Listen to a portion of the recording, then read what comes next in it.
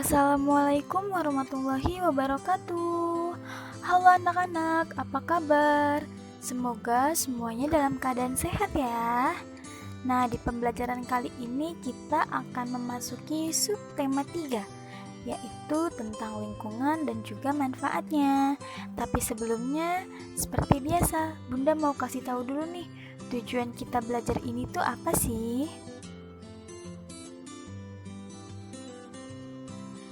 Nah, yang pertama, siswa dapat mempelajari macam-macam sendi.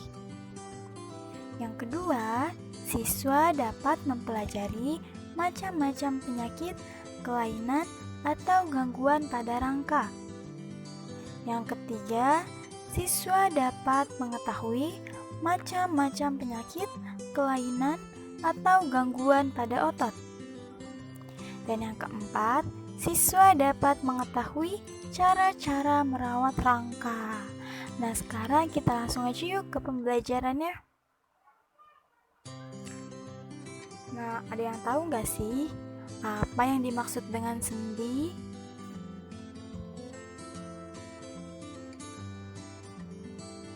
Iya, betul sekali. Sendi merupakan bagian khusus seperti ruangan yang berfungsi sebagai penghubung antar tulang agar tulang dapat bergerak. Nah, sendi ini ada dua jenis nih. Yang pertama, sendi yang bisa digerakkan dan juga sendi yang tidak bisa digerakkan. Nah, sendi yang tidak dapat digerakkan disebut dengan sendi mati. Contohnya ada pada tengkorak. Sementara sendi yang dapat digerakkan dikelompokkan menjadi sendi putar, sendi engsel, sendi peluru, dan juga sendi pelana dan sendi kaku. Nah, yang pertama ini tadi ada sendi putar. Sendi putar ini merupakan sendi yang menimbulkan gerakan memutar. Contohnya sendi antara tulang atlas atau disebut tulang leher pertama dengan tulang tengkorak. Dengan adanya sendi putar pada leher kita dapat menoleh ke kanan dan juga ke kiri serta ke belakang hingga 180 derajat. Selanjutnya ada sendi engsel. Sendi engsel ini adalah sendi yang menimbulkan gerakan ke satu arah seperti engsel jendela. Contoh sendi engsel ini adalah sendi yang terdapat pada lutut, siku, ruas jari tangan, dan juga ruas jari kaki. Lalu ada sendi peluru. Nah, sendi peluru ini adalah sendi yang menimbulkan gerakan ke segala arah. Contoh sendi peluru ini adalah sendi yang terdapat pada pangkal lengan. Lalu ada sendi pelana. Sendi pelana ini adalah sendi yang menimbulkan gerakan ke dua arah dan berbentuk seperti pelana kuda. Contoh sendi pelana ini adalah sendi antara telapak tangan dari pangkal ibu jari. Dan terakhir ada sendi kaku. Sendi kaku ini merupakan sendi yang menimbulkan terjadinya sedikit gerakan atau terbatas. Contoh sendi kaku ini adalah sendi yang terdapat pada ruas-ruas tulang belakang. Nah, kalian juga bisa lihat bukunya di halaman 107 sampai 108. Di situ ada gambar-gambar atau contoh dari sendi-sendi yang tadi Bunda jelaskan. Sekarang kita lanjut lagi yuk. Sekarang kita akan masuk ke penyakit pada rangka. Nah, penyakit pada rangka ini ada dua yang menyerang manusia. Ada rakitis dan juga osteoporosis. Nah, rakitis ini merupakan penyakit pelemahan atau pelunakan pada tulang. Umumnya, penyakit ini disebabkan karena kekurangan vitamin D magnesium, fosfor, atau juga kalsium. Nah, rakitis ini dapat menyebabkan patah tulang atau tulang tumbuh membengkok. Nah, ciri-ciri penyakit rakitis ini adalah kaki membengkok sehingga menyerupai huruf X atau O. Sebagian besar penderitanya adalah anak-anak, namun ada juga orang dewasa yang menderita rakitis. Nah, pencegahan penyakit ini dilakukan dengan mengkonsumsi makanan yang banyak mengandung vitamin D dan sering terpapar sinar matahari pagi. Lalu yang kedua ada osteoporosis. Osteoporosis ini merupakan kondisi kepadatan tulang menurun sehingga membuat tulang menjadi kropos dan mudah retak. Osteoporosis ini hampir tidak memiliki gejala dan menyerang secara diam-diam.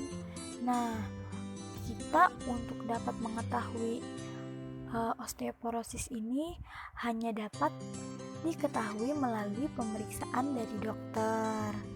Nah, salah satu cara agar kita tidak terkena osteoporosis adalah dengan mengkonsumsi makanan yang mengandung kalsium dan juga vitamin D.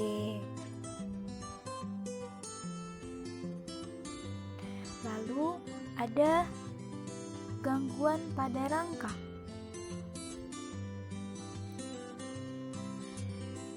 Nah, contoh gangguan pada rangka ini adalah fraktura. Fraktura merupakan patahnya tulang baik seluruh ataupun hanya sebagian yang umumnya terjadi akibat benturan. Nah, fraktura ini dapat terlihat melalui hasil foto ronsen. Pemulihan patah tulang dapat dilakukan dengan cara pembidaian atau menempatkan benda keras di sekeliling tulang atau dengan menggunakan gips. Nah, sekarang lanjut lagi ya. Nah, berikut beberapa kelainan pada rangka tulang belakang. Yang pertama ada lordosis. Lordosis ini dicirikan dengan tulang belakang membengkok ke depan. Lalu ada kifosis yang dicirikan dengan tulang belakang membengkok ke belakang. Dan yang ketiga ada skoliosis yang dicirikan dengan tulang belakang membengkok ke kanan atau ke kiri. Nah, sekarang kita lanjut lagi. Berikut ada penyakit dan kelainan pada otot. Nah, yang pertama ada kram otot.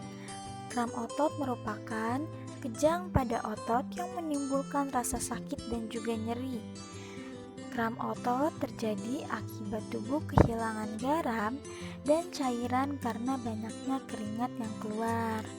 Nah, kram ini dapat disembuhkan dengan merenggangkan dan memijat otot yang tersarang. Lanjut lagi ada tetanus. Tetanus merupakan penyakit yang dapat menyebabkan kram otot atau kaku otot.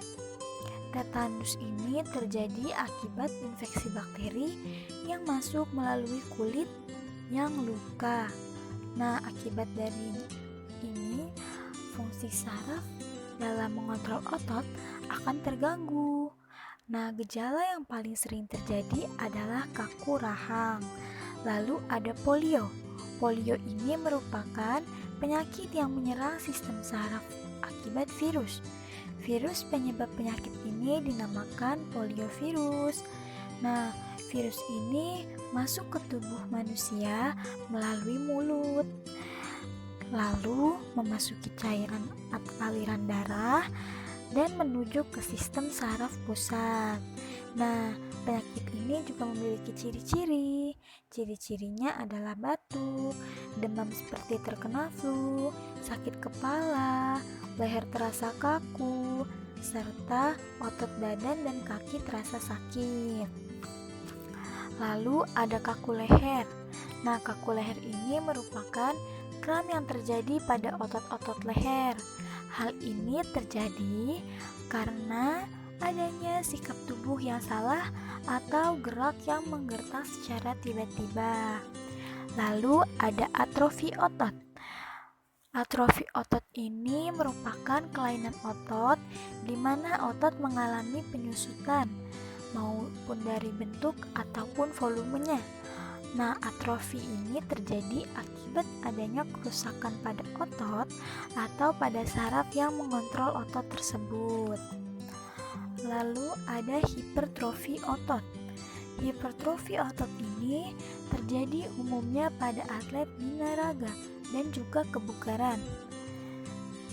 Nah, hal ini merupakan kelainan otot yang berupa meningkatnya bentuk otot. Hal ini tentu saja dipengaruhi oleh faktor nutrisi, usia, dan juga latihan. Sekarang kita lanjut lagi yuk.